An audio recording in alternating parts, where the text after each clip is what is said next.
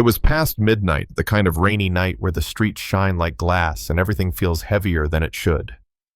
Inside a beat-up little diner on the south side of town, a man named Jack Turner sat hunched over a chipped coffee mug. 37 years old, single dad Marine veteran, 3 jobs, just to keep the lights on.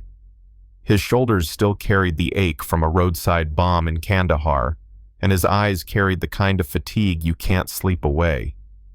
He wasn't there for the food. The coffee tasted like burnt mud. He was there because it was quiet, and quiet was all he could afford.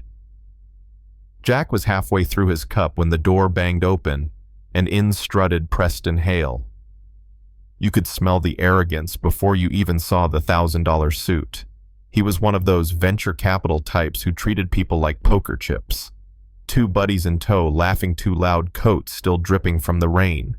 And the moment he spotted the waitress, Emma, his grin widened like a shark's. Now, Emma wasn't just any waitress. She was 26, sharp as a tack Stanford grad, who, for reasons her wealthy family never understood, decided to work nights in a greasy spoon instead of some cushy corporate office.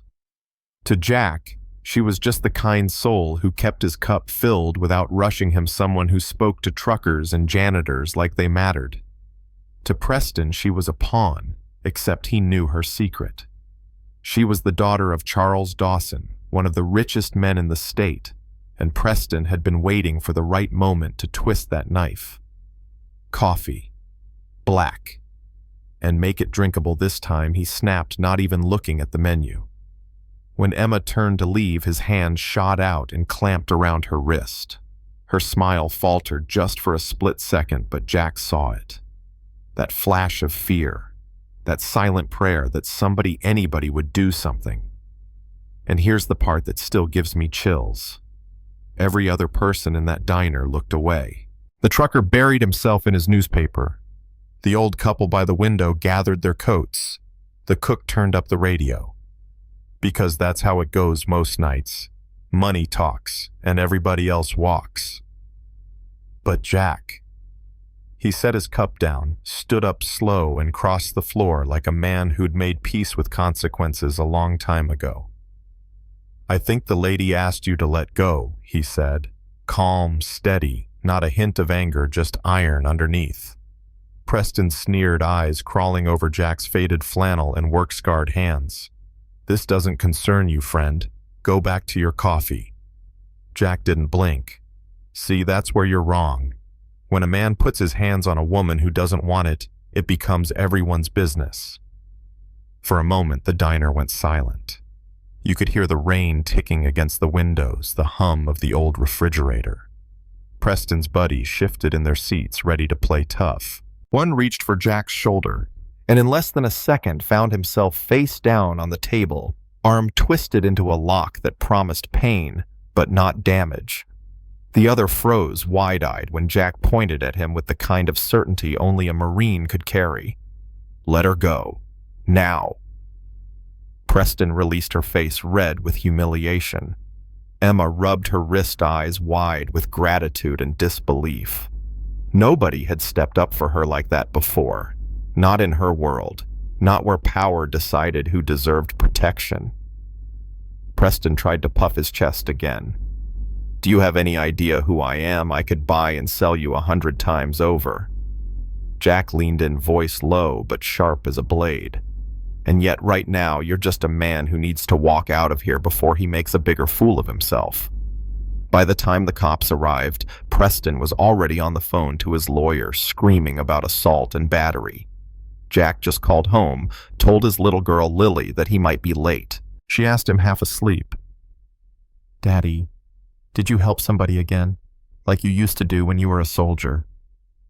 Jack closed his eyes and whispered, "Something like that, baby." But Preston wasn't done. The next morning, a video popped online, clipped and edited to show only the part where Jack pinned the guy to the table.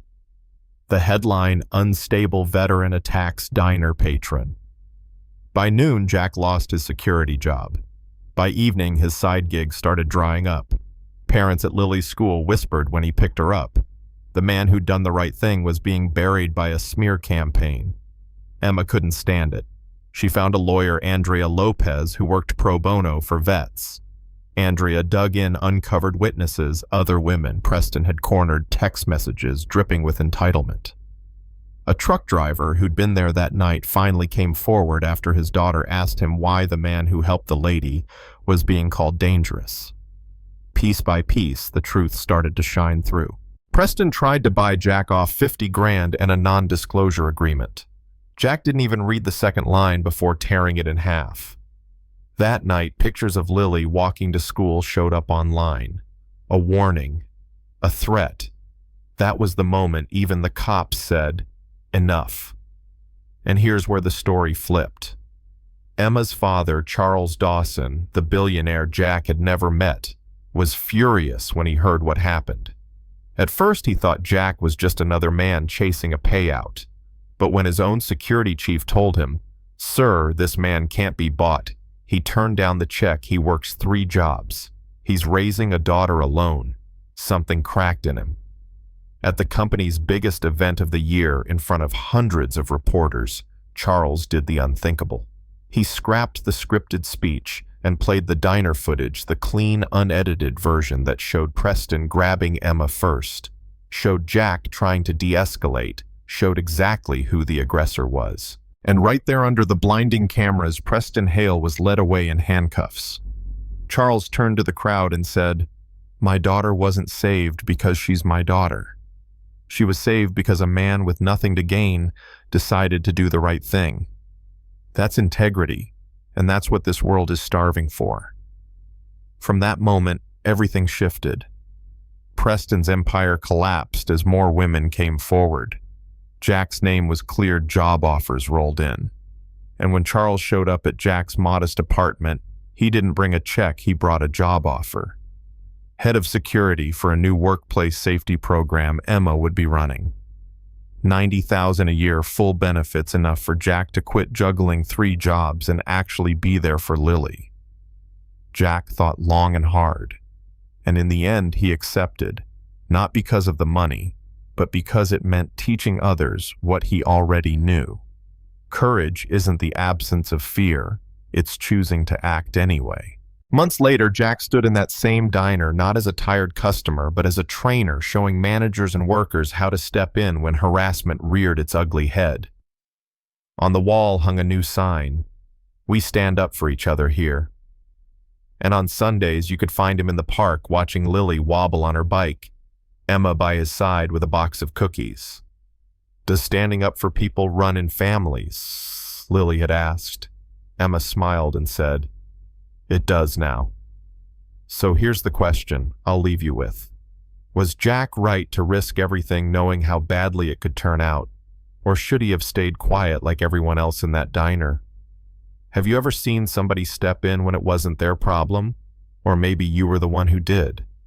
Drop your thoughts in the comments, because in the end, stories like this aren't just about heroes or villains. They're about the choices ordinary people make when the moment comes. And if you believe doing the right thing still matters, hit that like button, share this story, and let's hear your voice.